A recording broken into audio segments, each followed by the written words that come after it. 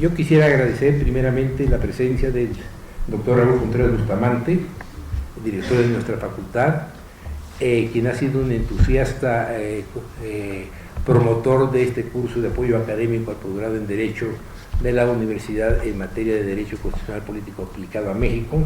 Desde luego también al doctor Armando Soto Flores, jefe de la División de Estudios de Posgrado, y al secretario de nuestra facultad, el doctor Vito Garay Garzón.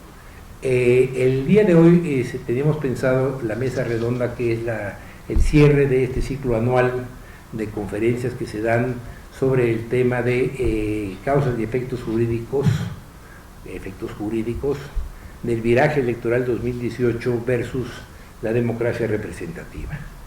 Desde un principio, cuando los miembros del colegio que determina estos temas lo señaló, sabíamos que iba a ser duramente criticado, o sea, porque queda claro de que este resultado electoral iba en contra de todo lo que se había iniciado desde 1977 con un afán de democratización a través de la pluralidad.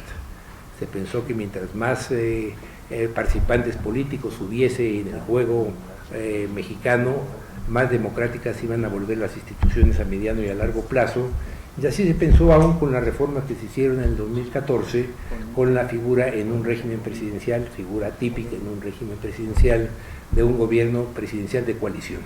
Se pensó siempre en la idea de pluralismo. Sin embargo, el electorado pone un freno en el 2018 y regresa el péndulo a esta situación de un partido hegemónico, de una participación política, digamos, menos abierta, menos plural, y este es el tema que nosotros hemos tratado de estudiar en esta ocasión. Primero, yo voy a ser muy breve, solamente trataré dos temas en esta introducción.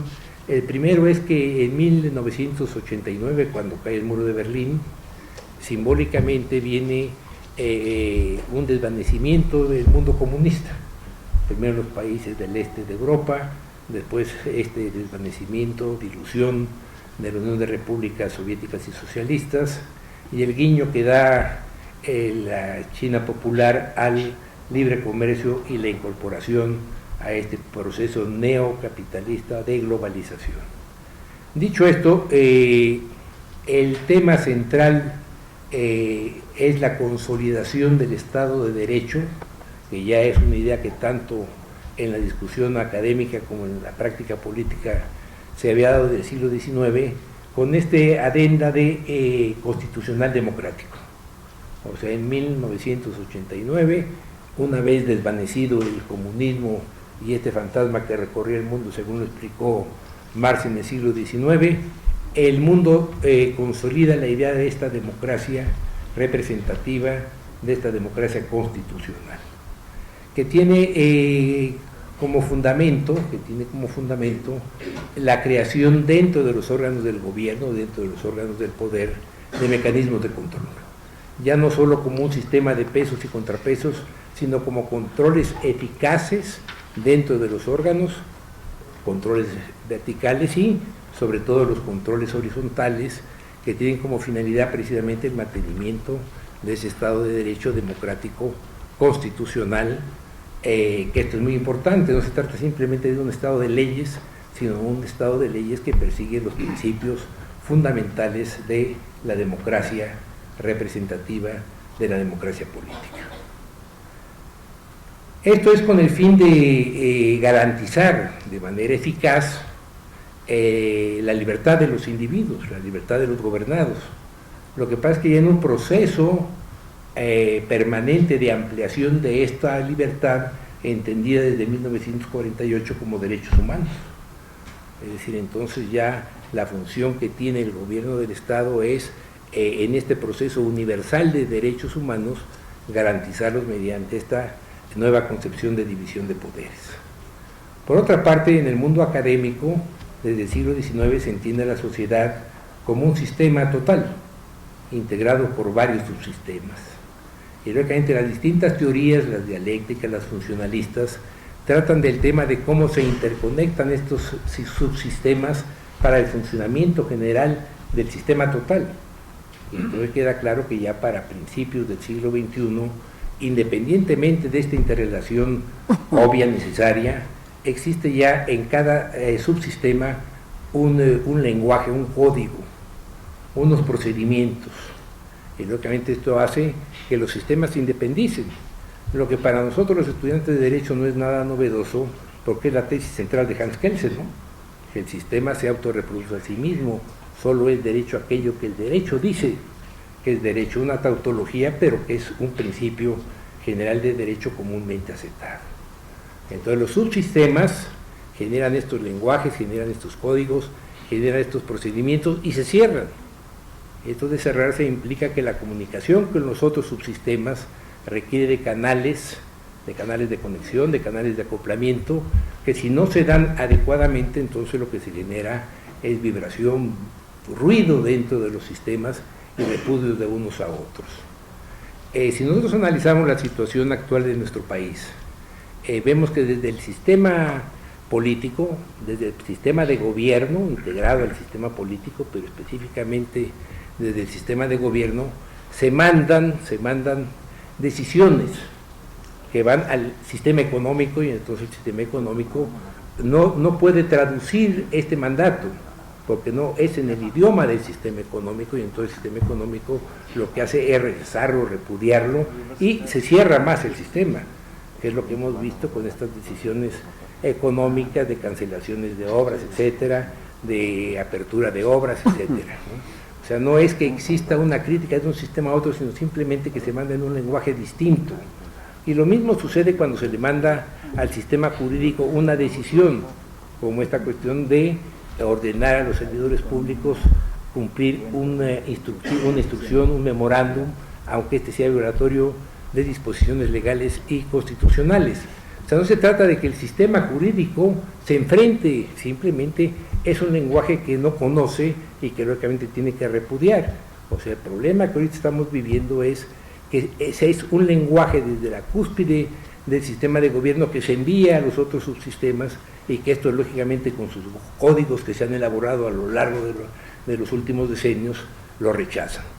Estos son los temas que queríamos hoy tratar, y que le explicamos y le pedimos al señor ministro de la Corte nos diera sus puntos de vista, ya que en él se integra este conocimiento profundo de las materias jurídicas como catedrático que es aquí desde hace varias décadas, y como un miembro distinguido del Poder Judicial, hoy ministro del máximo tribunal de nuestro país.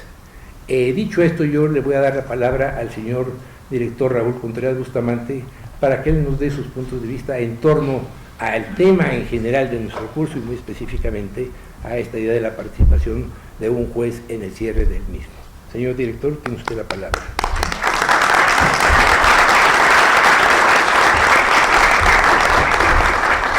Muy buenos días tengan todas y todos ustedes. Es verdaderamente un gusto acudir a esta última mesa de este simposio, de este curso anual que ha organizado el doctor Luis Molina Piñeiro, que ha denominado Causas y efectos jurídicos del viraje electoral contra la democracia pluripartidista de México. Y la verdad es que también lamento que no haya estado en este momento, en esta mesa, el ministro Juan Luis González Alcántara. Me llamó amablemente para explicarme que hoy creo que se va a discutir los aspectos de las leyes, de las impugnaciones contra la reducción de los salarios. Y le dije, bueno, no, pues voy a defender a todo el mundo por allá mejor. Y me pidió que les expresara una disculpa. Como ustedes saben, él fue consejero técnico de esta facultad y es un profesor que no ha dejado de estar permanentemente, aún en estos meses que ya es ministro, de estar en la facultad, pero pues no desmerece para nada la presencia de mi querido amigo, compañero de muchas batallas, Fernando Gesto Martínez, quien le tocó ser el presidente del Tribunal Federal Electoral en la elección más disputada de la historia de México, cuando la diferencia electoral fue de menos de un punto y él tuvo que levantarle la mano al ganador, y haya sido como haya sido, declaró vencedor de la contienda al presidente Felipe Calderón, y que es un profesor que se ha estado renegando a regresar a dar sus clases. Aquí públicamente lo estoy comprometiendo, le estoy diciendo que si en agosto ya empezamos a que esté otra vez en el posgrado. No ha sido fácil, su hijo Fernando y yo le hemos estado torciendo las manos, pero está dedicado a sus actividades profesionales, pero es un profesor y es un hijo de esta facultad de posgrado, y me da mucho gusto que esté acá. Y también me da mucho gusto compartir la mesa con Fabián Mondragón y con Imer Flores, que todavía anda por allá y que va a ser el otro expositor. Miren, el objetivo de este programa pues es analizar una visión que se presumía iba a surgir después de las elecciones, y que la realidad electoral nos demostró que el camino democrático es otro, ¿no? Recordar para los jóvenes que están en esta aula magna, en este auditorio, que en 1976, cuando a lo mejor ustedes no nacían, muchos de ustedes, las elecciones en México se caracterizaron por tener un solo candidato. El candidato del PRI, José López Portillo, fue hecho también candidato por el Partido Popular Socialista y por el Partido Auténtico de la Revolución Mexicana, así se llamaban los partidos que apoyaron su candidatura, y el PAN, por decisiones y diferencias internas, no alcanzó a presentar candidato. Entonces el sistema político mexicano entró en una severa crisis antidemocrática, pues porque se presentaban elecciones con un solo candidato. Y eso motivó una gran reforma política en 1977, que estuvo a cargo de un profesor de esta facultad, don Jesús Reyes Heroles, y que yo llamo la reforma electoral madre, porque la verdad es que fue el origen del sistema pluripartidista que hoy vivimos.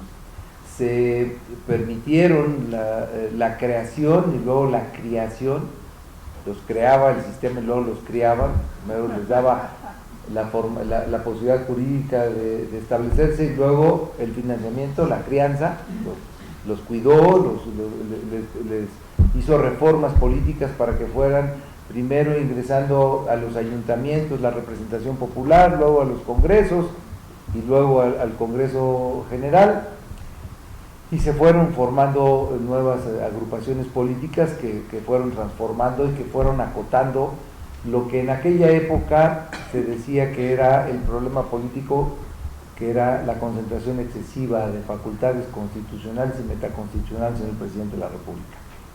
Las reformas políticas se crearon esencialmente para acotar el poder presidencial, el presidencialismo, aquel que estudió Jorge Carpizo, y que decía que el presidente de la República tenía una fuerza que subordinaba a los otros dos poderes, a los estados, a los municipios, y que ejercía un poder casi imperial, solamente marcado por el tiempo, por los 6 años, por el impedimento de la reelección. Esta serie de reformas que se fueron dando, después en 1987 se crea la Asamblea de Representantes del Distrito Federal, las elecciones de 1988 que ganó Carlos Salinas fueron las más disputadas de la historia, y eso generó 3 reformas políticas en un solo sexenio que crearon al IFE, al tribunal, la credencial para votar con fotografía, el padrón, el financiamiento de los partidos, en fin, reglas democráticas electorales para generar y para facilitar que el poder se distribuyera en más manos, que fuera más democrático el sistema. Después de eso, pues, ¿no? en el sexenio de Ernesto Zedillo hubo otra reforma que llamó la definitiva, un poco pomposamente, porque después cada sexenio había una reforma política, o sea que definitivamente no fue la definitiva. Y la elección de 2006, que fue tan disputada, tan controvertida, y luego parecía que el poder presidencial se había acotado esencialmente con estas reformas, con la condición que democráticamente decía que desde 1997 hasta la elección pasada ningún partido había podido tener el control absoluto de las 2 cámaras en el Congreso, la creación de los órganos constitucionales autónomos y la pulverización del poder, en donde había una entidad federativa que podía tener como coyuntura que el presidente fuera de un partido, el gobernador de otro y el alcalde de otro distinto, de un tercero distinto, y que el sistema político tuviera que acostumbrarse a esta pluralidad y a esta también dificultad para coordinarse en los grandes temas nacionales. Se pensaba que así seguiría siendo la elección. Hubo muchos autores que incluso hablaron de crear desde aquí, desde la academia, posibilidad de propuestas para gabinetes, para gobiernos de gabinete, para una serie de cosas que se preveía, y resultó que las elecciones pues restituyeron las cosas a un estado que pareciera al que subyacía antes del 77. Partidos políticos autodebilitados, autodemolidos. En aquellas épocas se decía que había 3 características para formar parte de un partido político como militante. Primero, tener una ideología o adherirse a la ideología de ese partido. Segundo, inscribirse en ese partido, tener militancia. Y luego tercera, serle leal a ese partido y no irle a los otros. Y en las elecciones pasadas vimos que todos los partidos rompieron los principios, hicieron alianzas extralógicas con partidos antagónicos, privilegiaron candidaturas de no militantes y recibieron candidaturas de otros políticos que habían estado en otros partidos políticos y que les dieron la posibilidad de ser candidatos. Y como resultado, hoy todos los partidos políticos están debilitados, incluso el partido en el gobierno. Estamos viendo los problemas que tienen para sacar candidaturas en Puebla y en Baja California, porque realmente pues no son un partido bien establecido, no tienen una militancia, no tienen reglas de participación interna democráticas y vamos a verlo. Los otros partidos están en ciernes, están en procesos de renovación, de regeneración y de actualización de sus dirigencias. Nuevamente el presidente de la República tiene una ascendencia sobre el Congreso, tiene mayoría en la Cámara de Diputados hasta para sacar reformas constitucionales. En el Senado tiene una mayoría amplia, no le alcanza para las reformas constitucionales, pero de todos modos una gran mayoría. Y vemos cómo hay un debilitamiento de los órganos constitucionales autónomos. Ya desapareció el primero, ya el Instituto Nacional de Evaluación Educativa ya desaparece una vez que se acabe de aprobar la reforma educativa.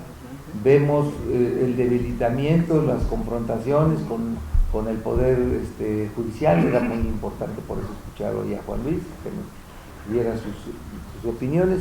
Y vemos un federalismo también pasmado, inoperante, donde los gobernadores están estáticos, donde los llevan a los eventos a que los chiflen y a que los abucheen, y que esto pues pareciera un reencuentro con el presidencialismo, que vuelve a tener facultades metaconstitucionales, porque nuevamente el presidente vuelve a ser el jefe de su partido y el jefe de las mayorías parlamentarias y el jefe de muchos ayuntamientos y el jefe de algunos estados y tiene mayoría parlamentaria en su partido en 19 congresos.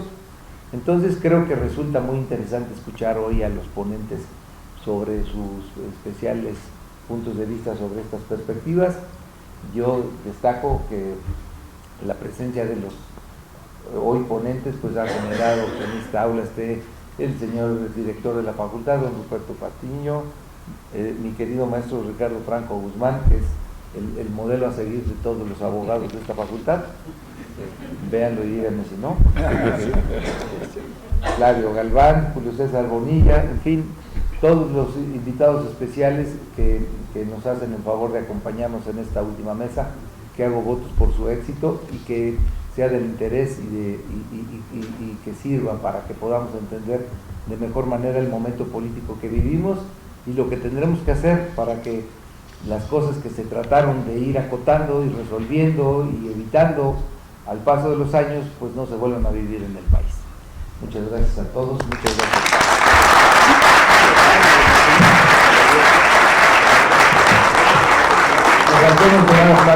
A Fabián Mondragón, el presidente de los colegios. Muchas gracias, señor director. A continuación le vamos a dar la palabra a Fernando Gesto Martínez Porcayo. Fernando es un profesor de la facultad con varias décadas de antigüedad en la misma, y fue presidente, como ya lo dijo el señor director, del Tribunal Electoral del Poder Judicial de la Federación en un momento álgido de la democracia mexicana, que fue precisamente el resultado electoral de la elección del 2006. Todos conocemos a los Gesto en la facultad. Fernando Gesto es el hijo de Fernando Gesto Martínez, quien fue director de esta facultad en uno de los momentos más difíciles de la vida de la universidad.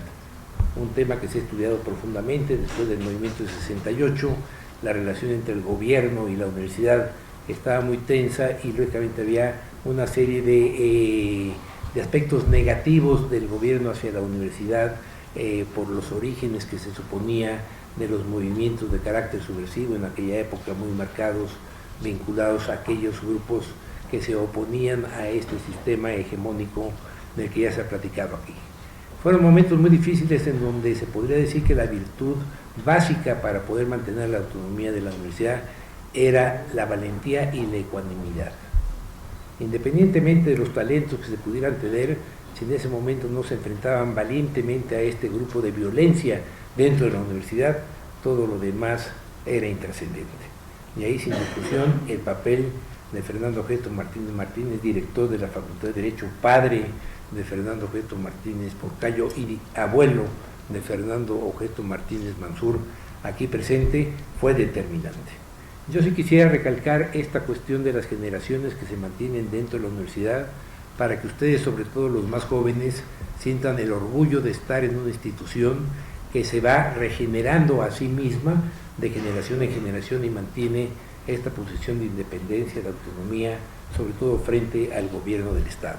También está aquí Armando Vicencio Álvarez, él es hijo de don Abel Vicencio Tobar, que como todos ustedes han leído o leerán en algún momento en los libros, fue un pilar de este proceso democratizador que se da a partir de 1976 en nuestro país. Don Abel Vicencio Tobar fue presidente del Partido Acción Nacional y también le cupo a la Facultad de Derecho tener entre sus miembros al presidente del Partido Revolucionario Institucional, que era don Pedro Ojeda Paullada. Entonces nuestra facultad, podemos decirlo de manera clara y satisfactoria, jugó un papel claro y determinante a través de estos catedráticos en el proceso democratizador de México, que es el punto de atracción de este curso que anualmente celebramos por parte de nuestro colegio. Yo también quisiera agradecer mucho la presencia de don Juan Mondragón, que ha sido no solamente un amigo, sino ha sido una persona que ha tratado de impulsar los esfuerzos que hemos realizado y de acercamiento, lógicamente, entre todos nosotros aquí en la Facultad de Derecho para hacer esta labor más fructífera. Entonces, dicho esto, mi estimado Fernando, que además es para mí, y lo voy a decir públicamente una vez más, porque lo he dicho en otras ocasiones, es el único exalumno mío. Tengo 54 años de antigüedad, en aquel entonces no tenía 54, tenía más 44, que me llamó un día por teléfono. Me dijo: maestro Molina, soy Fernando Gesto. Yo había escuchado en el radio que lo habían designado presidente, electo de presidente del Tribunal Electoral Federal. Y me dijo: le llamo porque necesito que me ayude, maestro, y quisiera yo hablar con usted.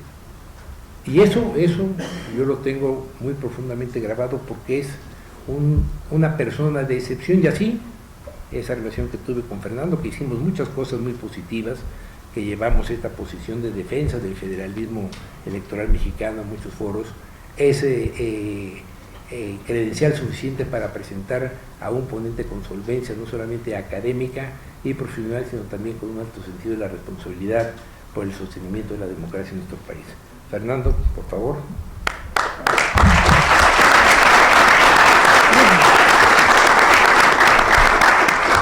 Muchas gracias, maestro. Muy buenos días, compañeros. Caray, auditorio de lujo. La verdad es que, sabiendo que venía señor director, ya se está cerrándose el ciclo escolar, todo el mundo que quiere quedar bien. No. Don Raúl Contreras, la verdad es que ha logrado lo que hace mucho tiempo no pasaba en nuestra facultad: hacer que regresen muchísimos profesores que se habían alejado de la escuela por múltiples razones, pero que Raúl, con su tacto, con su cuidado, ya ven que ahorita como ya ha mantenido esta planta tan importante de profesores. Raúl, la verdad es que nos sentimos muy orgullosos de tu función como director y por esa armonía nueva que hay en la escuela. Se siente, sí, no, está presente, ¿no? De verdad, Raúl, estar con mi compañero Víctor Garay. Aquí tuvimos algunos problemas en esta escuela, cuando te robaste las urnas. Bueno, no, pues las tomamos prestadas. De verdad, qué épocas aquellas. Competimos para consejeros universitarios y bueno, fue una experiencia extraordinaria. Y en la universidad o se hacen amigos o enemigos, y siempre hemos sido amigos, mi querido Se Víctor. las devolvieron. Sí, después las devolvió un poco embarazadas. Tema electoral. Fabián Mondragón, bueno, pues el patrón, el jefe, siempre ha sido jefe en esta universidad. En el seminario de Derecho Mercantil, bueno, no tienen idea, hacían cola los muchachos para hacer la tesis con él y nos dejaba que echáramos cascarita. También estamos muy dignamente representados por un profesor verdaderamente, dijéramos, místico. Yo lo he visto dejar muchísimas cosas que le pudieron haber producido mucho dinero por esta facultad y nos sentimos muy orgullosos que seas nuestro jefe académico sindical. De verdad, Fabián, un gran honor. Nuestros maestros, todos quisiéramos ser como usted, don Ricardo, galán, culto, elegante, delgado, no, bueno, todo tiene don Raúl. Un ejemplo, ya lo dijo el señor director. Y Armando Soto, tú sí tuviste buena visión, desde que estábamos aquí en el doctorado, siempre se acercó, sabía por dónde venía el triunfo electoral y mira, se te hizo, ahora te van a dar chamba seguramente, Armando. Sí, ya bueno, pues tienes que cobrarla, de verdad, de los pocos con fe en el cambio que se ha producido en este país, junto con el señor ministro de la Corte. En eso yo fui testigo que desde siempre tuvieron esa visión de cambio, dijéramos, social más importante. Muy a gusto de estar contigo, Armando, y ojalá me recomiendes. Y bueno, ya casi se me acaba el tiempo, pues agradecerle infinitamente al maestro Luis Molina Piñeiro que nos haya invitado a una función, dijéramos, natural para él, vital, de profesor, de vincular directamente a nuestra escuela, a nuestros alumnos, con los problemas nacionales. Aquí, ¿cuántos de nosotros los profesores? Aquí hay muchísimos, que hemos tenido la gran, dijéramos, suerte de que el maestro Molina nos invite en esta desinteresada labor de análisis del derecho electoral y constitucional. ¿Cuántos años, maestro, en esta labor que ha fructificado en 18 libros, en participación de más de 1000 personas? Ahí está el testimonio real del avance democrático y se debe de verdad a ese desinterés. Nadie se niega a venir a los trabajos de este curso porque saben que el maestro Molina no está buscando una posición ni una prebenda.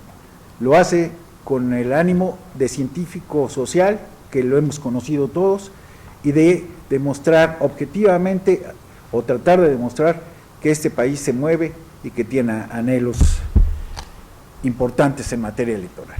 Yo 5 minutos les diré sobre mi reflexión, que es muy similar a la que don Raúl Contreras ya nos explicó de una manera muy clara de lo que ha venido a ser realmente el sistema electoral mexicano. Y voy a partir de una premisa que es cierta, que el maestro Molina siempre nos ha dicho. La democracia es un movimiento que tiene que venir de abajo hacia arriba, tiene que sentirse en el pueblo para irse exigiendo y traducir en leyes y en instituciones. Y en nuestro país, ya Raúl nos dijo, fue al revés. En 1977, don Jesús Reyes Heroles, de verdad con esa visión de futuro de hombre de Estado, dice, México pues no se sostiene en el concierto de las naciones modernas porque no tiene un sistema democrático. Y como no venía el empuje de abajo, realmente las fuerzas políticas, y aquí está Armando, aunque se enoje un poco, pero no tenían esa capacidad de transformación ni deseo de poder. El Partido Acción Nacional, que es más antiguo que el propio PRI, no era más que, hasta como decían los politólogos, un grupo de presión que defendía intereses muy claros, que tenía el objetivo primordial de la búsqueda de ciertos valores, pero realmente su vocación natural no era querer el poder.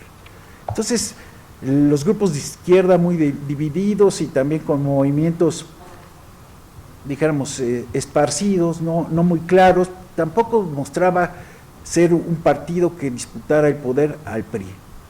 ¿Qué hizo don Jesús? Pues empezar a crear la oposición, les dio diputados de partido, empezó a dar lugar a la oposición en los congresos, en los municipios, y fue creciendo en los estados. En fin, un movimiento que sería popular, que venía de arriba, promovido por el propio gobierno, y después se transforma en un sistema de partidos. Aquí con Flavio Galván nos tocó precisamente estudiar y analizar la ley. Era una ley que protegía de todas formas a los partidos políticos, con el subsidio, es decir, las prerrogativas, donde se estableció que el dinero de los partidos primordialmente vendría del gobierno y se complementaría con las cuotas de sus afiliados.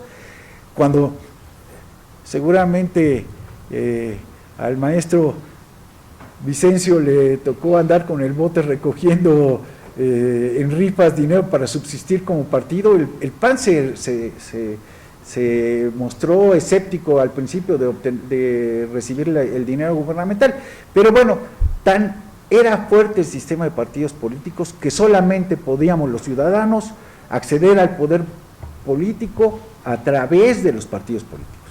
No había otra forma, los ciudadanos no podíamos lanzar nuestra candidatura si no era a través de los partidos políticos. Y nos tocó ver cómo se da ese fenómeno que el maestro Molina también ha estudiado como sociólogo, de, dijéramos, volverse elitista la directiva de los partidos, es excluyente, es una especie de enfermedad. Cada vez que un partido político crece, se vuelve más elitista y más popular. A través del derecho, nos tocó a varios de los funcionarios electorales que estamos aquí, tratar de que ese sistema se democratizara.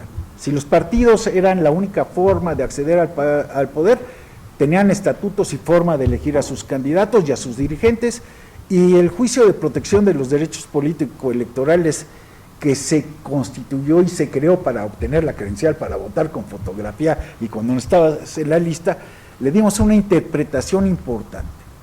Si había posibilidades de fortalecer la democracia, era a través del fortalecimiento y democratización de los partidos. Y fue una época muy intensa, y de ser un recurso secundario no trascendente en la materia electoral, se ha vuelto, dijéramos, el recurso más importante del que vive el tribunal. Bueno, después de esta explicación estoy convencido, y no es por el fenómeno, dijéramos, de López Obrador, porque también ahora no vamos a echarle la culpa de todo lo que está pasando hacia adelante. Es un fenómeno muy interesante del problema también mundial, global, de la pérdida de las ideologías. Los partidos políticos son agrupaciones que aglutinan los intereses más generales. No todos los intereses de nosotros pueden estar representados en el gobierno. Todos los partidos políticos forman, lo dijo Raúl, esa especie de colchón, de esponja, donde los principales ideologías, deseos, aspiraciones de las gentes son retomados por los partidos. Y esas son las ideologías, y entonces así era lo que entendíamos. Pero al transformarse el mundo y acabarse de alguna manera el fin de las ideologías, los partidos políticos han abandonado su esencia misma y han optado por obtener el poder. Entonces fluctúan, y empezamos a ver desde los años 90 alianzas extrañas, es decir, cómo un partido conservador puede estar con un liberal o con un socialista. Y yo creo que ya pocos de ustedes, compañeros, pueden decir, es que yo soy liberal, es que yo soy republicano, no, es que yo soy conservador. No, ya las ideologías no son la forma de identificarnos. Entonces, esa circunstancia mundial, la ambición por el poder y la autodestrucción, el autodebilitamiento, como dijo el señor director, de los partidos políticos, y además con algunos elementos que todavía, para los puristas que queríamos en el sistema de partidos, como las candidaturas independientes, vinieron a debilitar la oferta ideológica en la elección pasada. Y que, volvemos a lo mismo, no teniendo una base amplia, ciudadana, que legitima a los partidos, nos encantan los líderes. Y encontró el pueblo de México, sin lugar a dudas, un líder en Andrés Manuel López Obrador, con un gran peligro para la democracia, porque, como también lo decía don Raúl, hay muchas formas de balancear el poder y de limitar el ejercicio del mismo.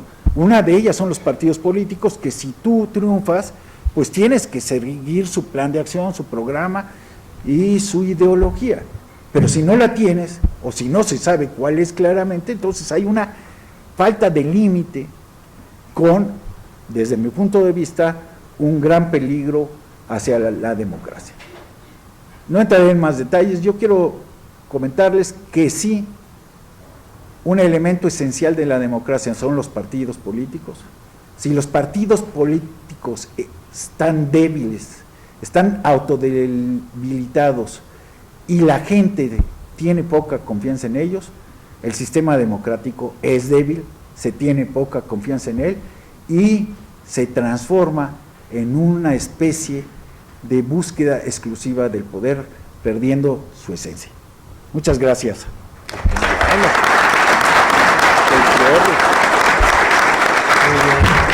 gracias, estimado Fernando. Dentro del programa le vamos a pedir a don Javier Mondragón Pedrero, presidente de los colegios de la Facultad de Derecho, haga uso de la palabra, por favor.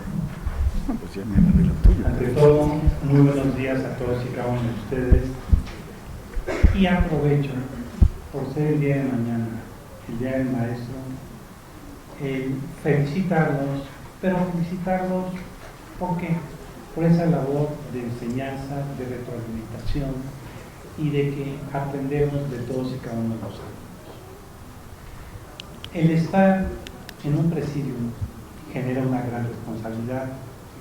Cuando estamos con el señor director de la Facultad de Derecho, don Raúl González Bustamante, con el jefe de la División de Estudios de Posgrado, don Armando Soto, estar con un maestro fuera de serie como es don Ricardo Franco Guzmán, a quien admiramos y le aprendemos a cada momento. Adicionalmente, con un secretario general sufrido, le tocan muchos de los golpes de la facultad y la ventaja que tiene es que se tiene que aguantar. Pero convivir con el doctor Fernando Gesto Martínez, es decir, compañeros de infancia, él me llevaba a la escuela, y tantas y tantas historias que podríamos hablar, pero también ver cómo fue creciendo la querida maestra, la cual admiramos, doña Patricia Nava. Pero a todo esto, muchas ocasiones también olvidamos a grandes maestros y nunca debemos de dejar de reconocer a don Flavio Gardán Rivera en ese ámbito electoral, en ese ámbito civil, al doctor Roberto Patiño en esos momentos también técnicos que peleamos cuántas y cuántas estructuras y en todas y cada una de ellas buscando salir adelante, al doctor Rosalío, pero don Eduardo Fejer siempre se esconde, pero siempre lo admiramos, el gran filósofo de la Facultad de Derecho. Para cerrar esta presentación muy básica, porque tengo al doctor Puig, créeme que me iba a olvidar de él, jamás, porque siempre que lo escuchen van a aprender, siempre sensible y cuidadoso. No los voy a entretener mucho con la plática de su servidor por algo en particular, para que se tengan que motivar en el próximo ciclo que dará don Luis Molina Piñeiro. Y vamos a ver por qué. Nuestro querido Fernando Gesto dice, veamos ideologías. Yo no voy a ver si es un conservador, yo voy a ver si el Estado es un comerciante o empresario. Voy a ver un interés, y si veo un interés, beneficio de la sociedad. Pero toca decir el Estado empresario. Y si el Estado es empresario, ve una estructura económica, y dentro de esta estructura económica, una universalidad de hecho, y en esa universalidad de hecho, recordar un concepto genérico de empresario, que hace del comercio su ocupación habitual. El Estado realmente generará una ocupación habitual, que va a buscar fines de lucro. El Estado busca lucro, quizás lo que busca son beneficios para la sociedad, y aquí lamentablemente sí hay que especular, pero vinculado con la producción y con el intercambio de bienes y servicios que se hagan en el mercado en general. ¿Y por qué les hago este anuncio? Porque quizás en este año y en el próximo vamos a ver, sin lugar a dudas, creo que un aeropuerto, creo que algo en Pemex, y que sin lugar a dudas tendrá repercusiones de tipo económica y adicionalmente de tipo empresarial. No me resta más que decirles gracias a todos los maestros por el apoyo que dan al señor director, a los colegios y a todos ustedes por permitirnos dar algunas de las expresiones que se dan en esta Facultad de Derecho. Concluiré, no se pierdan los nuevos ciclos en donde vemos en un viaje electoral en donde el Estado también se desenvolverá como empresario. Muchas gracias. Se me haya pedido que entregue virtualmente un diploma de reconocimiento excepcional como miembro fundador del Colegio de Profesores Investigadores con actividades académicas formales en universidades extranjeras de excelencia, Asociación Civil. Tal vez la razón sea que en unión de mi querido amigo el doctor Molina Piñeiro, pues creamos este Colegio de Profesores Investigadores en razón de que tal vez sea yo el más antiguo de los profesores, en razón de que hace 70 años nada más ya recibido de licenciado en Derecho. Estuve en Italia 2 años estudiando un curso de perfeccionamiento en Derecho Penal y después creamos este colegio. Pues es un honor el que virtualmente entregue este diploma de reconocimiento excepcional a su miembro fundador y al ministro de la Suprema Corte de Justicia de la Nación, el doctor Juan Luis González Alcántara y Carrancá. De manera que queda entregado y lo hago, le ruego a la licenciada Nava, sea tan amable de entregar. Y nada más esto. Y una constancia que se entrega al doctor Juan González Alcántara y Carrancá por su valiosa participación como ponente en el 21º curso anual de apoyo académico a los estudios de posgrado y profesionales en Derecho, firmado por el señor doctor don Raúl Contreras Bustamante, a quien aprovecho la oportunidad para felicitarlo nuevamente por la entrega total y absoluta en favor de nuestra Facultad de Derecho, todas las actividades que desarrolla. ¿Cómo es posible que un ser humano pueda desplazarse de un lado a otro y las 24 horas del día trabajar en bien de nuestra facultad? Nada más, muchas gracias. Le quiero dar la bienvenida bienvenida también a nuestros invitados especiales, que además les agradecemos mucho, que vienen del Estado de Morelos, y además también vinieron del Estado de México, el magistrado Carlos Puig. Muchísimas gracias al magistrado Hurtado, también muchísimas gracias a los profesores que nos acompañan el día de hoy, y agradecerles muy sinceramente a los directores de los seminarios de Derecho Electoral y de Teoría del Estado por habernos apoyado en 9 mesas redondas que el día de hoy se cumplen. Realizamos 5 el semestre pasado, en el 2018, y 4 más en este semestre. Muchas gracias por acompañarnos. Esperemos que les den su constancia a los alumnos que se inscribieron y puedan tener una aportación en su currículum. Le doy el uso de la palabra al doctor Miguel Flores. Él es investigador del Instituto de Investigaciones Jurídicas de la UNAM, además profesor de este posgrado y de la Facultad de Derecho. Doctor, tiene usted el uso de la palabra. ¿Me toca a mí? Sí. Muchas gracias, Pati. Bueno, me gustaría comenzar con un agradecimiento al doctor Luis Molina Piñeiro, quien me hizo favor de invitar a este evento. Entiendo que el marco más amplio era justamente el del homenaje a Juan Luis González Alcántara como juez, y en ese sentido como que la petición era que tratara hoy de platicarles algunas cosas sobre el papel de los jueces y cómo este viraje, en qué medida podrá de alguna forma afectar o no el tema de la función judicial.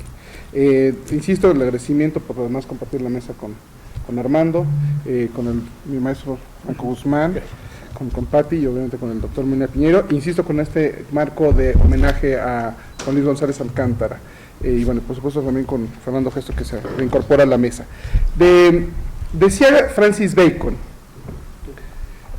los jueces jamás deben olvidar que su oficio es jus dicere y no jus dare, es decir, que su oficio es interpretar y aplicar la ley y no hacerla o imponerla como comúnmente se dice. Esta imagen, esta frase aparece en los ensayos de Bacon y tiene un antecedente todavía un poco más curioso, porque justamente cuando en Inglaterra, ante la crisis de quién debía suceder a Isabel I, accede al poder Jacobo I, pero él era el rey de Escocia, y como era un pariente lejano, no ver descendencia, él es el que tiene que acceder. Y entonces en esa época la doctrina de la teoría del mandato, la teoría del soberano y el poder y el origen divino del poder de los reyes, de alguna forma se habían llegado eran los conceptos centrales que habían permitido que Jacobo I llegara a ser rey de Inglaterra en la época en que Inglaterra empezaba a ser la gran potencia. Ya había derrotado a la Armada Invencible, y entonces en la época de los piratas, Isabel I, las 13 colonias que eran empresas de diferentes países ya estaban todos bajo el control de los ingleses, y en ese sentido, bueno, es un lugar privilegiado. Pero para ser rey de Inglaterra uno tenía que ser protestante, y en cierta medida Jacobo I pues era rey de Escocia, donde habían exiliado a los católicos, y entonces tenía que renegar ahora de los católicos y empezó a perseguir a los católicos. Empezó a promulgar leyes de manera retroactiva, empezó a abusar quizás de su poder, y es en ese momento cuando el que sería el Lord Edward Coke, en la bancada del rey, que así se le llamaba al tribunal, de alguna forma el más alto tribunal de aquella época en Inglaterra, le toca ser el que se le para enfrente al rey y se le opone a las decisiones que está tomando y a los mandatos que está mandando el rey, y se opone y dice de alguna forma que el rey no puede decidir cualquier cosa que él quiera. Y en ese sentido, de ahí de alguna forma, creo yo, se deja entrever una incipiente doctrina del control constitucional, una incipiente doctrina del control de los actos de poder, y ni más ni menos que al rey. Y al rey, insisto, cuando estaban esas 3 teorías de la mano, teoría del soberano, teoría del mandato y teoría del origen divino de los reyes, que luego serían retomadas por Hobbes y todo el bloque de los autores como más monárquicos que defenderían un poco esta idea. Pero ya desde entonces, desde 1606, 1609, el señor Edward Coke se había opuesto a lo que el rey quería o pensaba que era lo que correspondía. ¿Se acuerdan que por ahí hay una frase que siempre dice que el rey por encima, nadie está por encima del rey, y dice por ahí la frase, bueno, salvo Dios y las leyes? Y justamente lo que de alguna forma hacía ahí Edward Cook era tratar de controlar al rey para que se mantuviera dentro de los actos que estaban permitidos por las leyes, delimitar que no él, sino las leyes. Entonces ahí la frase de Bacon, que les leía yo, me parece que es muy atinada, es 100%, yo la suscribo 100%, pero el contexto en el que surge era criticando la decisión de Cook de limitar al rey. Pero ese es el dato que me parece que es muy relevante, que tenemos que tener muy presente.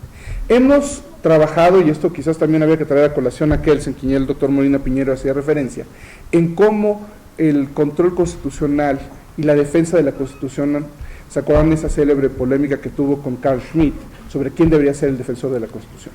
¿Se acuerdan ustedes que por ahí en 30-31 está esta discusión?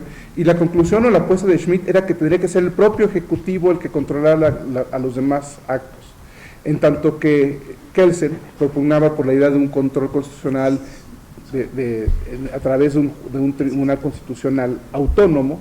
Y en ese sentido la atención creo que es muy clara, y creo que ese es justamente el viraje en el que estamos hoy en día. Nos deja entrever que, a pesar de esta discusión que parecía haber sido ya zanjada, insisto, teóricamente no se zanjó en los 30, pero el tiempo le daría la razón a Kelsen cuando vemos la tragedia que se convierte en Alemania a través de la Alemania nazista, donde no había controles, o más bien el único encargado de ejercer el control era el propio Ejecutivo, el propio Reich, el Führer, pues no había controles. Y en cambio, vemos cómo se avanzó en otros países, cómo hemos avanzado en las tareas de control constitucional, sobre todo yo diría que después de la Segunda Guerra Mundial, cuando además la incorporamos a nuestras constituciones, bueno, digamos un poquito más amplio, cuando primero firmamos la Declaración Universal de los Derechos Humanos, y luego ese compromiso lo fuimos ratificando en nuestras diferentes constituciones, y en el caso mexicano no sería la excepción. Como saben, bueno, a final de cuentas hacía referencia el doctor Raúl Contreras Bustamante a las diferentes reformas, y le llama la reforma madre a la del 77, y varias reformas que sucedieron a esa reforma, y me parece que es muy relevante hacer referencia a la reforma de finales del 94-95, el 31 de diciembre de 1994, que es la que viene a reformar el Poder Judicial, a darle una nueva estructura, que es la que tenemos hoy en día. Entonces estamos a pocos días es hasta finales de este año, pero estamos a días de celebrar el 25 aniversario de esa Corte, de esa nueva reconfiguración de la Corte, en la que en aquel momento, estoy hablando de una reforma del 94, claramente el paso fue decir, necesitamos tener un control constitucional, un tribunal constitucional fuerte, y que ese fue el paso al que giramos en ese momento.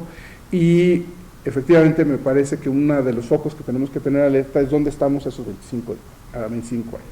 Hay muchos temas muy relevantes en la agenda nacional, hay muchas discusiones que me parecen muy importantes, ni más ni menos que la razón por la cual nos comentó el ministro Juan Luis González Alcántara que no iba a poder estar con nosotros, era justamente que están por discutir uno de esos tantos temas que están poniendo a prueba al Poder Judicial.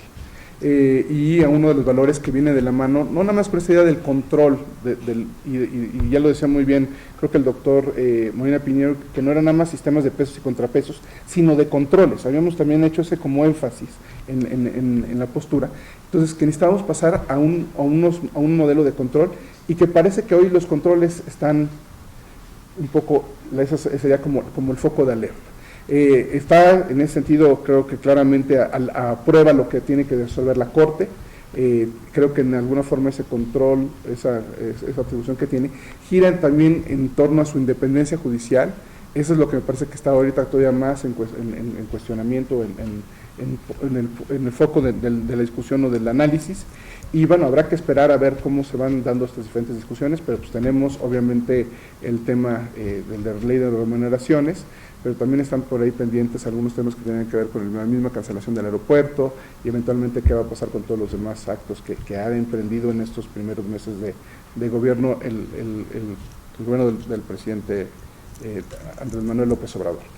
Me gustaría regresar un poco más al eje teórico de lo que quería platicarles en la exposición.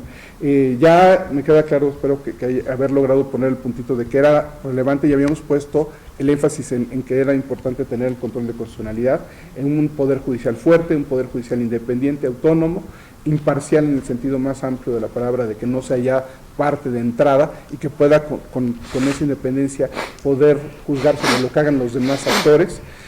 Y ahí me gustaría como jugar un poco con estas visiones viejas o estas concepciones que tenemos de los diferentes jueces, los llamaría modelos, los diferentes modelos que podemos jugar cuando pensamos en los jueces, y déjenme contarles quizás un poco la historia de diferentes extremos, ¿no? Un extremo muy tradicional, muy formal, es pretender que el juez es casi una máquina, ¿no?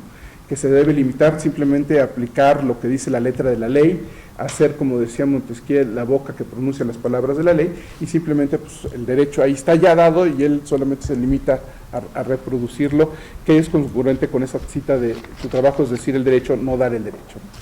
Pero también tenemos en el otro extremo esta postura como radical de que las leyes solamente son pretextos para que los jueces hagan con ellas lo que mejor les parezca. Y en ese sentido, ¿cuántas veces lo discutimos y lo podemos plantear?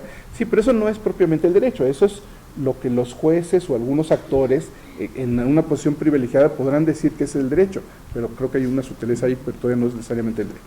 Pero esa postura extrema, y lo que me gustaría que vean estos dos extremos, también es un tanto caricaturizable, ¿no? Es una caricatura, porque al final de cuentas no es que los jueces puedan resolver lo que ellos quieran. Digamos, si es un caso de homicidio, pues no pueden resolver sobre la patria potestad de la persona. O sea, hay claramente que ver de qué es la materia que tienen ante sí y tienen que resolver algo, como además diría Kelsen, pueden resolver cualquier cosa, sí, siempre y cuando estén dentro del marco jurídico. No pueden decidir algo que esté fuera del marco jurídico porque no sería derecho, tiene que estar dentro del marco jurídico. Vuelvo también a la referencia al doctor Molina Piñero, que ya nos recordaba esta atribución del derecho como un tanto autopoyético, que se llena a sí mismo, que no tiene nada, o sea, que todo ya está de alguna forma contenido dentro del derecho. Insisto, otra vez, la imagen del trabajo del juez es decir el derecho, no dar el derecho. El dar el derecho quizás le corresponda a otros actores y ahorita regresaría un poco más adelante. Como verán, dentro de estos dos extremos que quiero pintarles o esbozarles, caben las posibilidades de los términos medios, las versiones que se podrían encontrar en los términos medios. Una versión es la de Hart, H.L.A. Hart, quien nos habla del juez, su modelo lo voy a llamar el juez Herbert, siguiendo a cómo lo caracteriza Dworkin al modelo del juez Hart. Hart logra encontrar una salida para de alguna forma conciliar los dos extremos y decirnos, fíjense, es que hay determinación en los casos fáciles y hay indeterminación en los casos difíciles. Sí, el juez en unos casos puede tener una función meramente aplicadora, porque el caso está muy fácil, todo el mundo ya sabe qué es lo que dice la norma, pues lo aplicamos. En cambio hay otros casos difíciles que necesitan que el juez haga un poquito más y le invitan a que él ejerza su discreción, quizás entra ahí sí la ideología, como decía Fernando, y que el juez pueda tomar una decisión pero con unos márgenes más amplios. Y Hart, la explicación que nos da para jugar con estas dos posturas, es decir, es que esto depende de la textura abierta del lenguaje. Cuando las palabras son claras y precisas, todos llegamos a la misma conclusión. Cuando las palabras son abiertas, cuando son vagas, cuando son ambiguas, cabe la posibilidad de que personas perfectamente racionales lleguemos a conclusiones diferentes. Y en ese sentido, me parece que da una explicación muy buena para jugar con la idea de que el juez está en una postura un tanto intermedia. El problema que yo le veo a Hart es que en aquellos casos en donde estamos en los casos fáciles, las palabras son claras y precisas, pues el resultado es determinado, fácilmente, claramente. Pero en aquellas posturas en las que el caso va a esta zona de duda, zona de penumbra, las palabras son ambiguas, son vagas, dice Hart que no queda de otra que sea el juzgador el que ejerza su discreción. Y discreción está bien como criterio, arbitrio, juicio, está bien la palabra, y él y Hart se esfuerzan en decir, y no sea arbitraria, no sea subjetiva, no sea puramente ideología, pero Hart dice, al final de cuentas, y aquí viene un problemita, dice, y actúe como si él fuera legislador. Y con ese fraseo, me parece que Hart echa por tierra buena parte de la imagen que nos preocupa, o por lo menos a mí en lo personal me tiene muy preocupado, de que el juzgador siempre sea un órgano encargado de decirnos lo que es el derecho y no necesariamente dar el derecho. No tiene por qué ser el legislador, no tiene por qué actuar como si él fuera el legislador, no tiene que producir, o sea, no es un trabajo legislativo ni cuasi legislativo, mucho menos le toca cambiar a él las reglas del juego. En ese sentido, me parece que es necesario buscar, o era necesario buscar alguna otra alternativa, y en lo personal a mí la que me convence más es la postura de Dworkin. Y me explico, mientras la idea esta que decía yo de discreción de Hart la frasea en términos tan fuertes que parece que le da una atribución legislativa o cuasi-legislativa, y permítame a mí caracterizarla como inventiva. Él es el que inventa el derecho, es el que da el derecho, el juez en este momento. La posición de Dworkin insiste en que el trabajo y la función del juez tiene que ser una labor interpretativa de lo que es el derecho. En ese sentido, su discreción, porque sí, también hay una discreción, es una discreción más débil, es una discreción de ya no nada más me dedico a legislar, a cuasi legislar, a reformar las reglas, sino que voy y tengo que ir a acudir a los principios del derecho y a los principios en general para ver cuál es la mejor justificación de cómo se debe aplicar las normas que tenemos, las reglas que tenemos al caso concreto. Alguna metáfora para jugar con esta imagen. Ustedes, digamos, ubicarán que hace poquito salió esta nota de que se encontraron los huesos de lo que podría ser un dinosaurio, pero un dinosaurio con alas. Entonces, ahí están los huesos, ¿no? Y esos huesos, si los ponemos en la combinación correcta, y hay buenas pistas de por qué deben ir, en dónde deben ir cada uno de los huesos, pues nos da una imagen del dinosaurio del que estamos hablando. Y en ese sentido, o sea, ya está ahí, de alguna forma, los materiales. Lo que está diciendo Dworkin es, vayan y busquen a los principios para ver cómo se justifican y se armen mejor esos materiales. Entonces, de alguna forma es la misma metáfora que cuando estamos encontrando estos huesos y los estamos poniendo juntos. De forma tal que no es necesario que inventemos el derecho, lo que tenemos que hacer es integrar todo el derecho, interpretar todo el derecho, encontrar todas las piezas, tratar de ponerlas todas en el lugar correcto, y de alguna forma nos dará una respuesta que para Dworkin le parecerá que tanto en los casos fáciles como en los difíciles sería una respuesta correcta. Y les cuento, el punto como de encontrar verdaderamente este término medio virtuoso, me parece que es muy relevante para insistir en que la función del juez tiene que ser la de interpretar el derecho, no la de inventar el derecho. Entonces, su trabajo es jus dicere, no jus dare.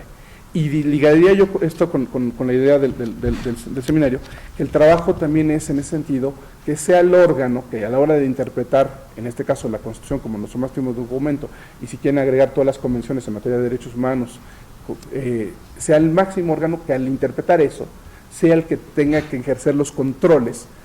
Ya insisto, como decía el doctor Molina Piñero, no nada más división y separación de poderes, pesos y contrapesos, sino ejercer los controles ante los otros órganos. Y ese es justo el momento en el que estamos hoy. En un momento en el que tenemos que ver si la Corte va a ejercer sus controles o la Corte se va a limitar a legitimar las decisiones que se han tomado o inclusive a cambiar cuando no le gustan, legislar algunas en el sentido que le parezca a él más conveniente. Cierro para efectos de la cita con una cita, y cito al propio Dworkin: para todos los propósitos prácticos siempre habrá una respuesta correcta en la trama entretejida de nuestro derecho. Muchas gracias.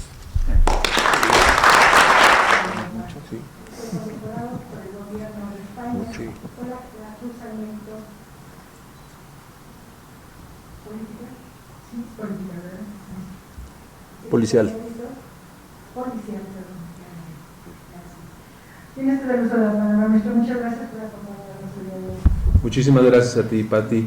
Y bueno, en primer lugar, manifestar que me siento realmente muy honrado de compartir esta mesa con referentes de nuestra facultad y de nuestra universidad, doctor Franco, doctor Flores, doctor Ogesto, doctor Molina. Muchísimas gracias por invitarme y por estar aquí. Realmente me siento muy, muy honrado.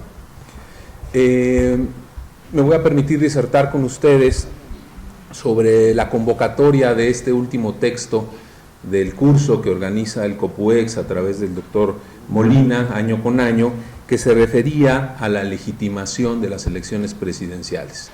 Y me permito yo partir de una hipótesis de que esta legitimación que se buscaba al inicio de las elecciones del año próximo pasado partían de un momento de crisis y de muchas maneras y en muchos sentidos. El reto de legitimar unas elecciones frente a una ciudadanía siempre es grande, pero cuando la credibilidad de los actores políticos que en ella intervienen está en duda, entonces este reto es mucho, mucho mayor.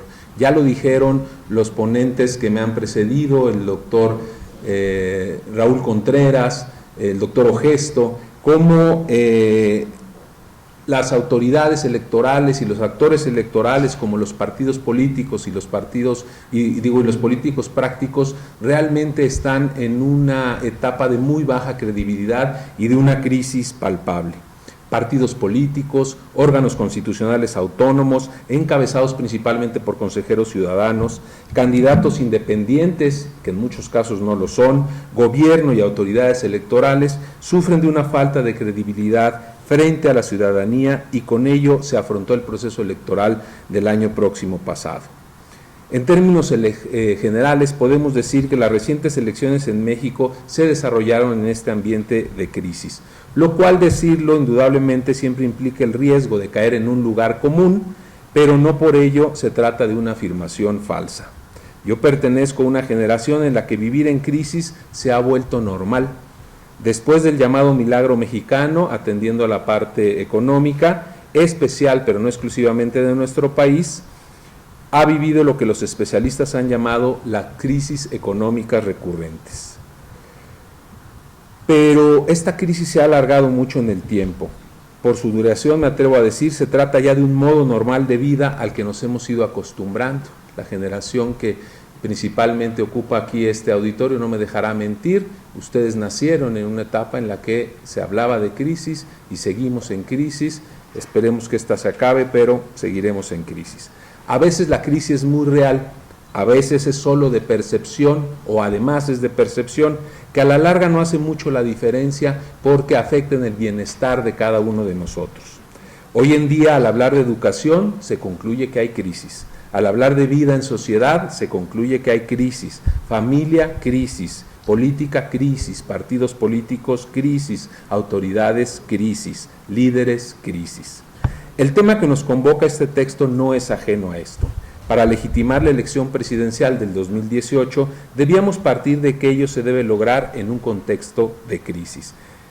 Crisis de partidos políticos en su vida y en su estructura interna, en su presencia ante la sociedad, en el cumplimiento de sus objetivos, en ser motor de la democracia de México, como lo dijo el doctor Ogesto, de México y de muchas partes del mundo.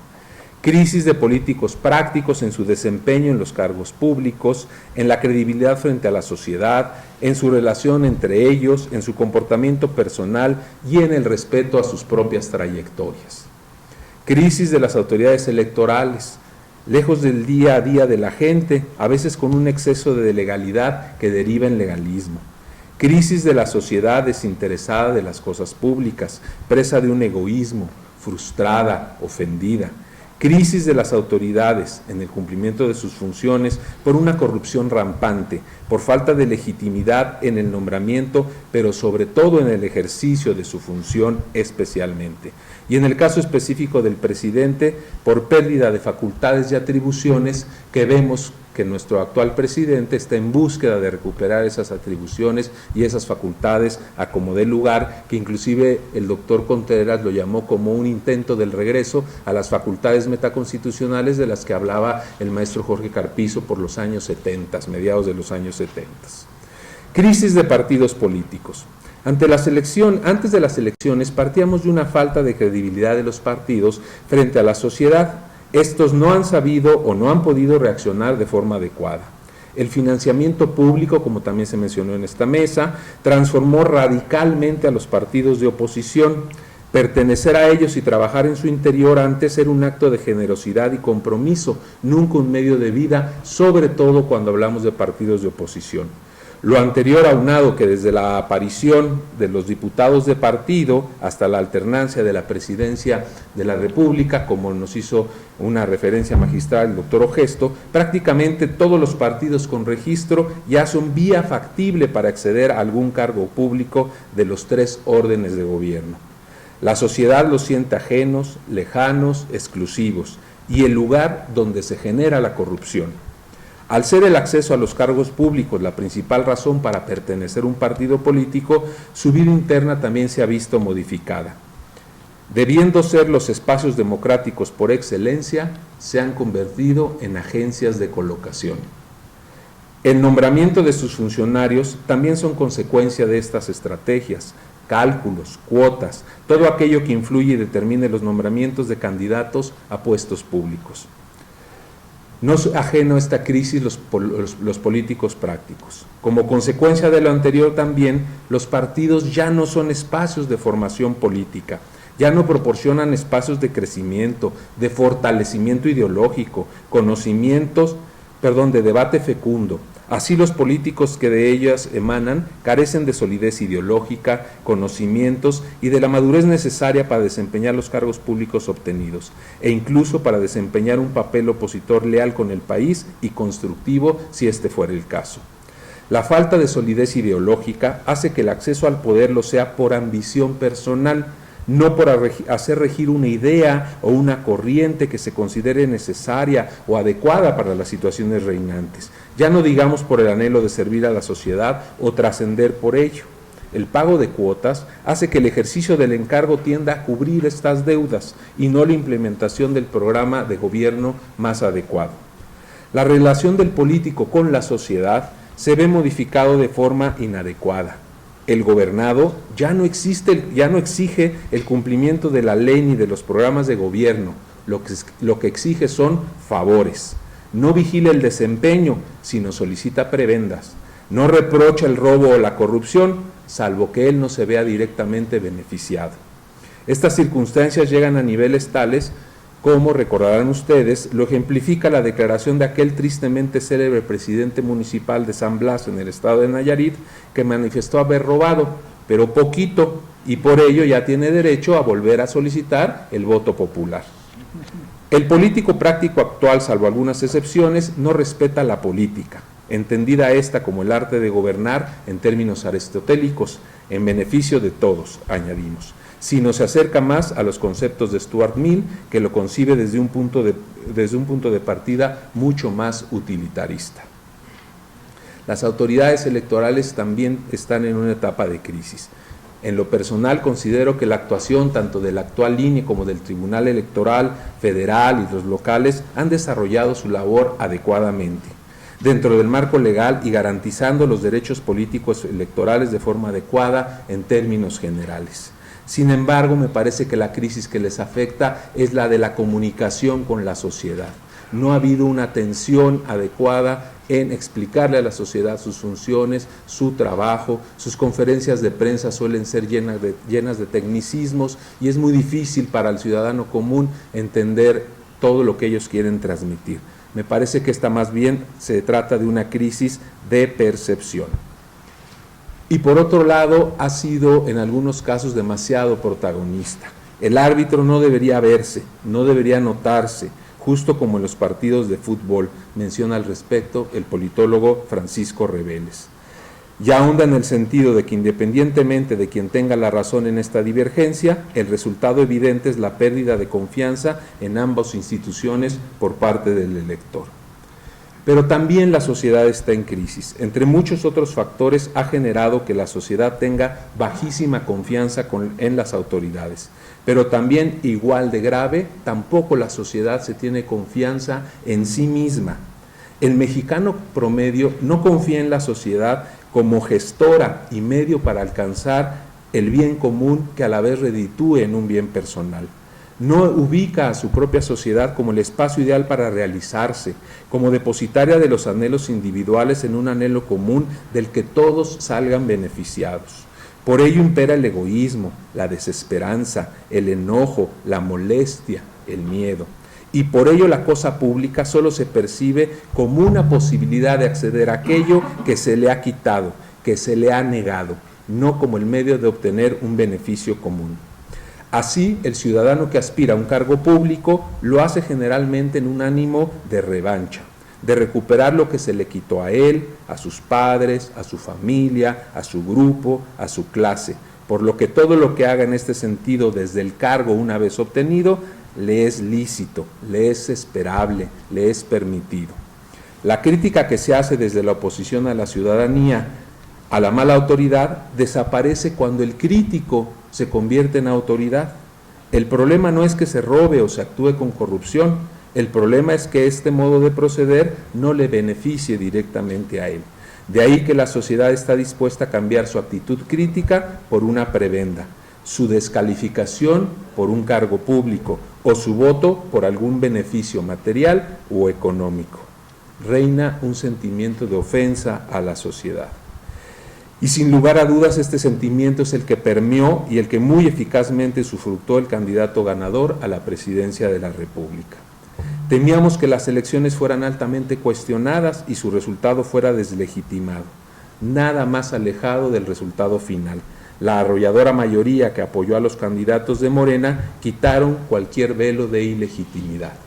Y para ir cerrando esta disertación con ustedes, me permito hablar también de los organismos que han sido materia de esta mesa, los órganos constitucionales autónomos. Aunado a todo lo anterior que he comentado, considero que la ciudadanía ilustrada también se considera sujeta a un agravio. La ciudadanización de varios rubros del quehacer público no ha rendido todos los frutos esperados. La creación de los órganos constitucionales autónomos tenían el objetivo de empoderar a la ciudadanía y, en palabras de Pedro Salazar, generarían un presidencialismo de mediado o generaron un presidencialismo de mediado. Aspectos fundamentales como la organización de las elecciones, el IFE, ahora el INE, el control de los monopolios y la libre competencia, la COFECE, la defensa de los derechos humanos, la CNDH, la creación, control y desarrollo de las estadísticas del país, el INEGI, la evaluación de la educación, el INE, hasta hace unos días, el control de las telecomunicaciones y sus poderosos intereses económicos, el IFETEL, y el acceso a la información pública, el INAI, solían ser competencia directa del Poder Ejecutivo, entre otras que ha ido perdiendo poco a poco. Desde la creación de la institución presidencial posrevolucionaria, una de las características del presidente de la República era, y lo sigue siendo aunque en menor medida, el gran cúmulo de facultades derivadas de la propia Constitución y de las leyes reglamentarias, como se ha dicho en esta mesa, así como muchas otras facultades extraconstitucionales que Carpizo denominó facultades metaconstitucionales. A fines del siglo pasado y sobre todo a principios de algunas de esas facultades en teoría las ha ido perdiendo. Las principalmente narradas le fueron suprimidas para dárselas a lo que ahora conocemos como los órganos constitucionales autónomos. ¿Y cuál debe ser la función de estos órganos constitucionales en este sexenio que comienza? El resultado de las elecciones arroja que el Ejecutivo no tendrá un contrapeso deseable en el Legislativo. No debemos olvidar, no lo tiene, ya es clarísimo, no debemos olvidar que el surgimiento del Poder Legislativo se centra mucho más en la vigilancia del Poder Ejecutivo que en la creación de leyes. Sin embargo, con la conformación de ambas cámaras federales, sobre todo la de diputados y la mayoría de las estatales, ya se nos habló aquí de 19 congresos con mayoría del partido gobernante, este contrapeso no se va a dar. Se corre el riesgo que las decisiones del Ejecutivo no pasen por el deseable tamiz del control legislativo y que regrese a ser el gran legislador postrevolucionario. Me parece que aquí mención especial merece el Senado de la República, que sí en 2 ocasiones muy relevantes se ha logrado detener decisiones presidenciales. Ha llegado el momento de los OCAS, creo yo. En el rubro de sus funciones y competencias deberían ser el contrapeso que todo Estado democrático requiere en el ejercicio del poder. Conociendo a varios de sus integrantes, estoy seguro que tienen la capacidad de hacerlo. Esperemos que tengan la habilidad política. No va a estar fácil. El gobierno entrante, supongo, lo sabe y ha empezado a tratar de minar su poder. Ya eliminó el Instituto de Evaluación Educativa, ya cooptó la Comisión Reguladora de Energía Eléctrica. La muy políticamente correcta austeridad propuesta se dirige en forma específica hacia los OCAS, como los embates que le ha dado al INAI. Y si se materializa este ataque, los podría ir dejando sin campo de acción. Organiza una supuesta consulta sin que el INE intervenga, acusando que el INE las hace muy caras. Desdeña la transparencia. Ante los pocos resultados electorales adversos, amenaza con destitución a los funcionarios que así lo determinaron y en sus momentos intentará colocar a sus incondicionales en puestos de control, como ya lo vimos en materia energética. A través de la lamentable anulación de la reforma educativa que ya operó, se canceló el Instituto de Evaluación Educativa. De todos, jóvenes, académicos, sociedad, estudiantes y miembros de los OCAS, depende que esto no siga por ahí. Muchas gracias. Muy bien, muy bien.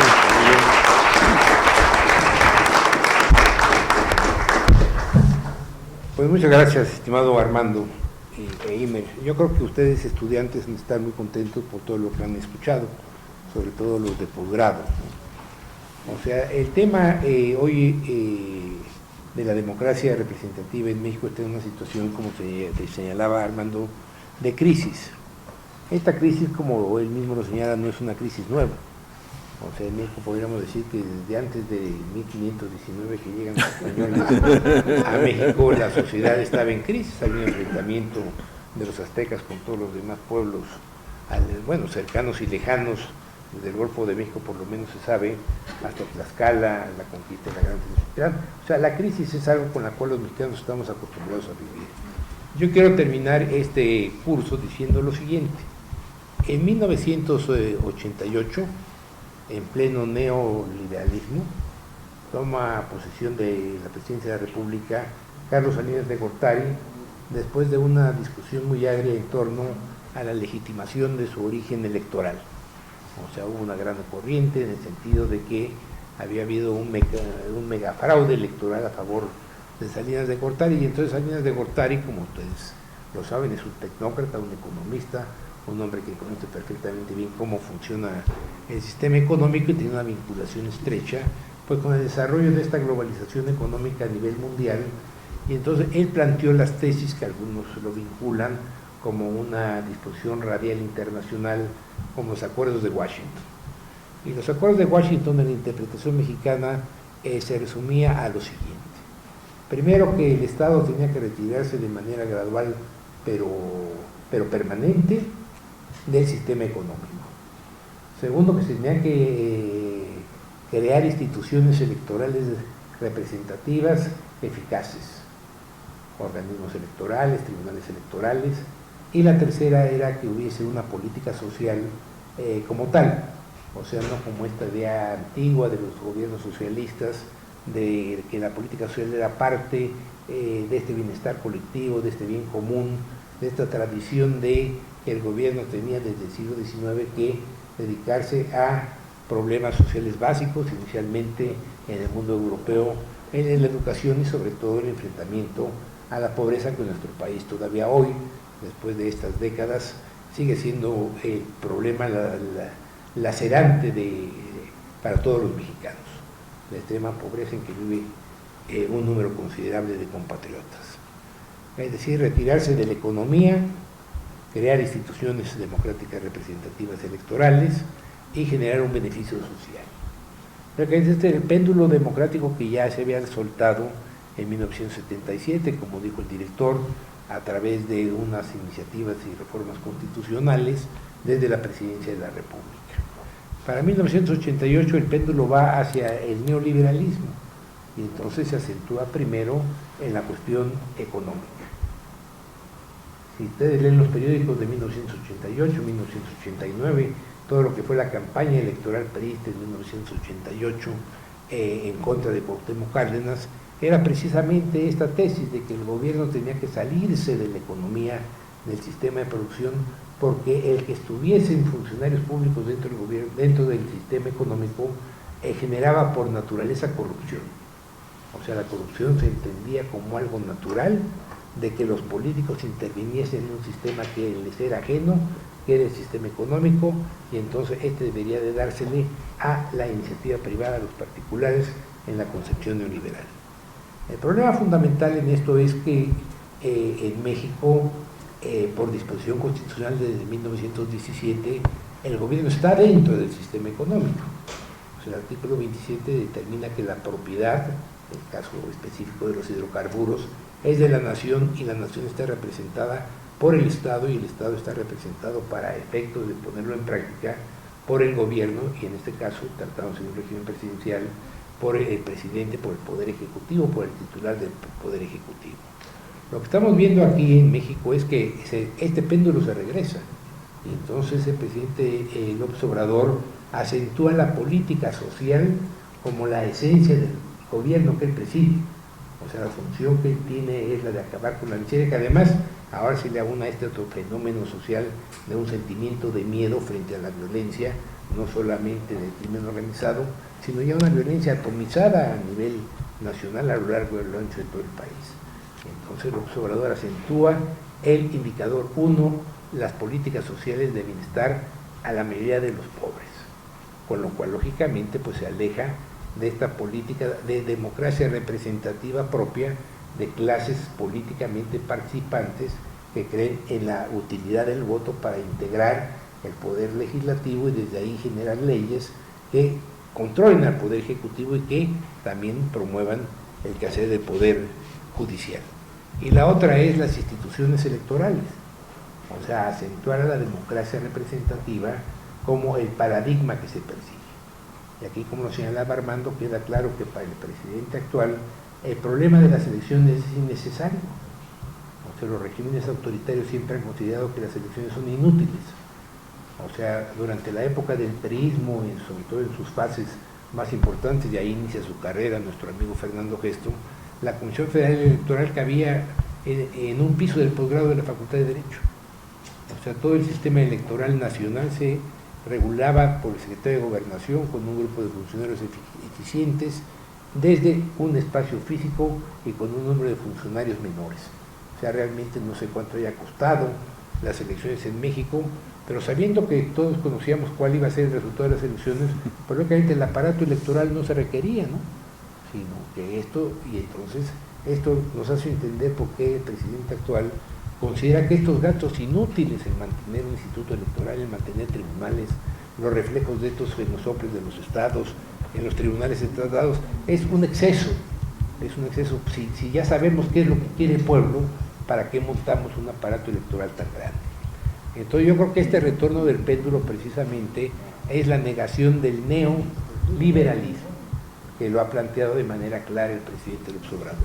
Primero, sentar el gobierno en el desarrollo de los más pobres, o sea, en el desarrollo de la mayoría de la población, que lógicamente esto irá en detrimento de aquellos sectores sociales que habían logrado un beneficio, sobre todo las clases medias, en el desarrollo del neocapitalismo, y sobre todo intervenir directamente en la economía, en el sistema económico, como claramente lo estamos viendo en las últimas decisiones del Poder Ejecutivo, en la cual el presidente, considerando que son gastos superfluos aquellos que presentan la iniciativa privada, él sigue pensando en esta idea intervencionista del Estado, de que el Estado tiene capacidad técnica, capacidad económica, capacidad política y sobre todo honradez para poder hacer frente al desarrollo económico del país.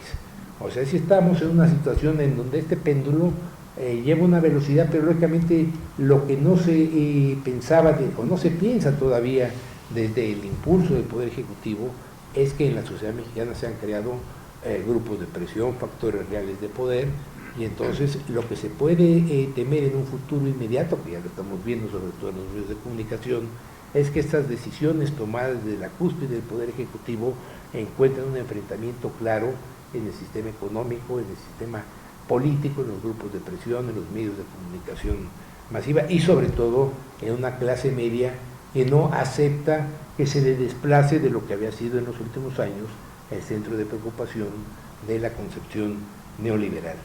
O sea, yo me felicito porque hemos escuchado aquí la opinión de Armando, acentuando los aspectos de la crisis política y sobre todo esta interpretación que da Eimer de la lectura de Hardt y de Dworkin en México, este tema en el cual la independencia de los sistemas se presenta, ha tenido mucho que ver con la formación académica en la facultad.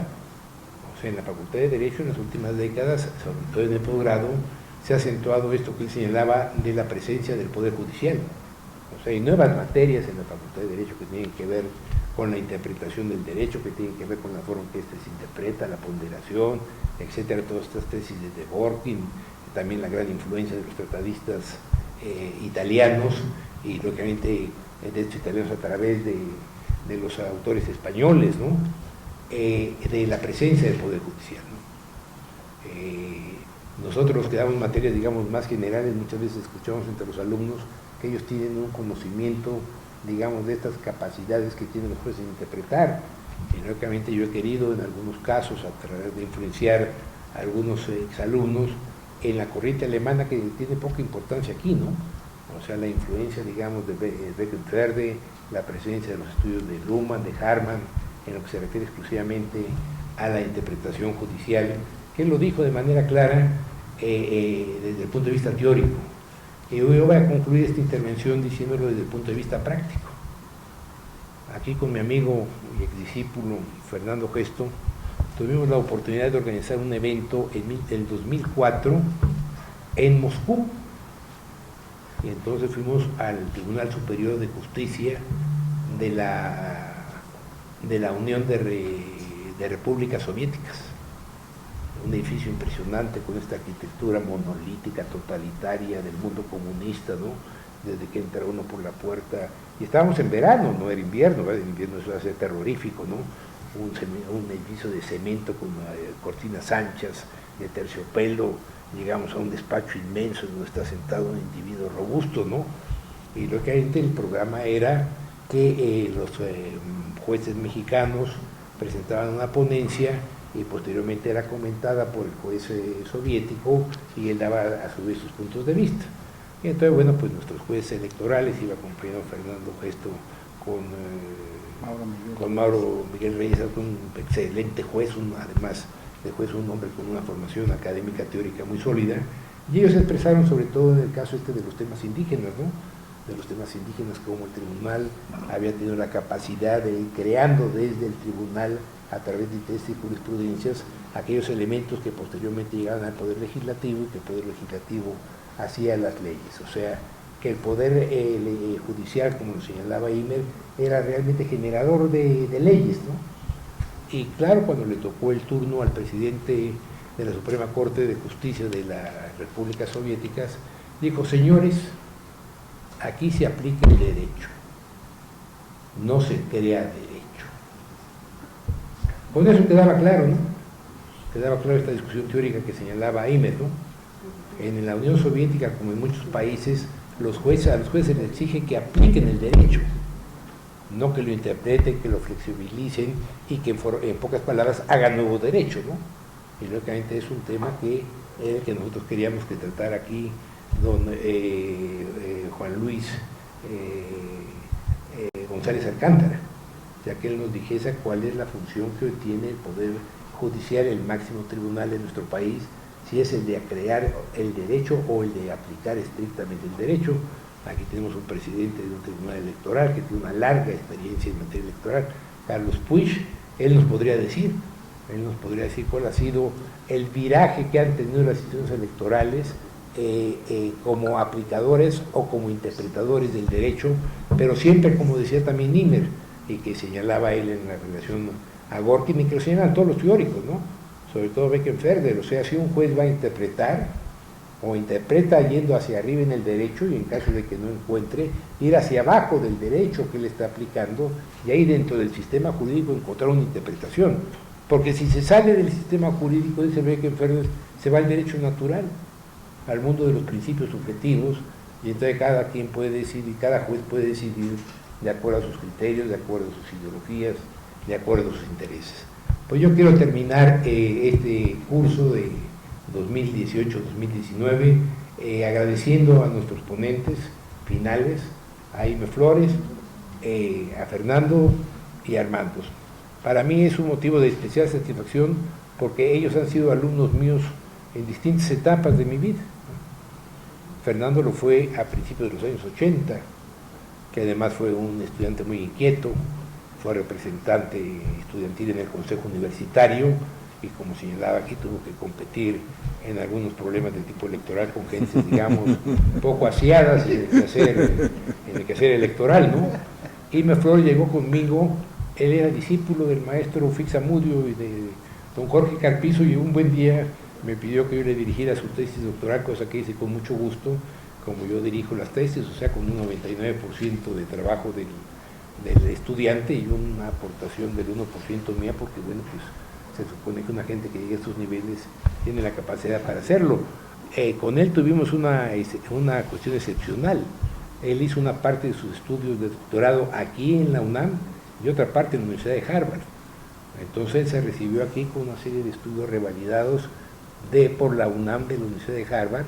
Creo que es uno de los únicos estudiantes que ha hecho esto en la facultad, y posteriormente eso le permitió asistir como docente en la Universidad de Harvard, y actualmente es una persona que es un vínculo de relación entre las instituciones académicas mexicanas con una de las universidades más prestigiosas del mundo. A Armando lo conocí de manera también muy fortuita. Yo era gran amigo de su papá. Y voy a decirlo por qué.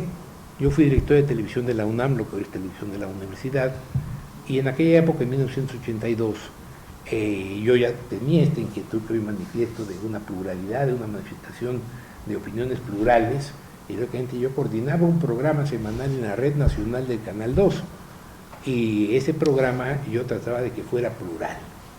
Lógicamente habría un dominio claro del priismo, la gran mayoría de los catedráticos de la facultad no solamente eran priistas, sino manifestaban orgullosamente su priismo, ¿no? O sea, era una forma de llegar al príncipe, de llegar al presidente, ¿no? Manifestarse como ideólogos, como pensadores, y entonces eran muy pocos los pensadores de oposición, muy pocos los pensadores de oposición. Estaba el maestro Zavala, padre de la esposa del presidente Calderón y candidato del Partido de Acción Nacional. Estaban otros de gran calibre como Preciado Hernández, ¿no? Estaban otros catedráticos también ilustres de la facultad, y estaba el maestro Abel Vicencio Tobar, que era un político constante, permanente, y un día se acercó y me dijo: fíjese, Luis, que le quiero pedir un favor. Armando, mi hijo menor, ¿no? O sea, tienes hermanos mucho mayores, ¿no? Alguno de ellos ya murió, ¿no? Que fue senador de la República. Tengo un problema, que no se quiere recibir, mano. No se quiere recibir, no inicia un trabajo serio, y yo le pido a usted, Luis, que hable con él. Pues yo le dije: sí, como no, maestro, dígame usted dónde lo encuentro, y nos encontramos en el estacionamiento de la facultad, platicamos, y en menos de 6 meses se recibió, y se recibió con una tesis en la que yo estaba en contra, ¿no? Porque él hablaba de la segunda vuelta en la elección presidencial, ¿no? Imagínense que en la elección presidencial del 2006 hubiese habido una segunda vuelta y hubiese acabado con un porcentaje de diferencia igual. Entonces hubiese habido un enfrentamiento, ya quitando este voto intermedio del PRI, que era casi el 20%, ¿no? Porque cuando se ve el enfrentamiento de la elección del 2006, que resolvió el asunto el tribunal, luego que se piensa una presión entre los dos, sí, pero en medio estaba un voto priista de casi 20%. O sea, era un colchón de compensación muy grande. Si ustedes quitan ese colchón de compensación y meten una segunda vuelta y hay ese mismo enfrentamiento, entonces era la razón por la cual yo me oponía al tema de tesis, pero él lo desarrolló, y lo desarrolló brillantemente, y se recibió. O sea, para mí el día de hoy es una especial satisfacción. También el director fue mi alumno en los años 80, Soto Flores, que ya era un alumno, como ustedes vieron, no de los más jóvenes de la generación, y después, bueno, pues a lo largo de los años ha habido pues comportamientos distintos de mis alumnos, ¿no? Y yo me siento muy satisfecho de cerrar con esta mesa redonda nuestro curso aquí en la universidad, porque estoy rodeado realmente de discípulos, de amigos, de compañeros, a quienes tengo yo un especial afecto, y creo que ellos me han mostrado a lo largo de los años también un aprecio especial. Y ustedes, estimados estudiantes, les agradezco mucho su presencia en el día de hoy en este evento, y damos por concluida esta mesa redonda. Muchas gracias.